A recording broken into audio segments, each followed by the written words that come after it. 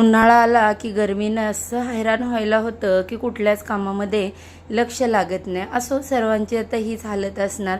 तर आज म्हटलं दिवसाची सुरुवात मस्त गरम गरम अशा उपम्याने केलेली होती. त्यानंतर मंगळवारची आज मी कोणत्या देवपूजेमध्ये सेवा केल्या त्या देखील तुम्हाला पुढे शेअर करणारच आहे. तर बघा, तत्पूर्वी आता इथे बघू शकताय माझा उपमा कसा मऊ लुसलुशीत आणि गरम गरम तयार आहे. या सगळ्यांनी नाश्ता करायला. तर हो, मगाशी मी म्हटलं की मी कोणत्या सेवा केल्या. मंगळवारी किंवा शुक्रवारी मी कलशपूजन करते. त्यानंतर माझ्याकडे जे श्रीयंत्र आहे, श्रीयंत्र म्हणजे माता लक्ष्मीचं आसन मानलं जातं आणि यांची देखील मी कुंकुमार्चन करून सेवा करत असते. तर माझे सगळी देवपूजा वगैरे झाली. त्यानंतर मला जेवण पण बनवायचं होतं. जेवणामध्ये आज मी मस्त अशी डाळ बनवली.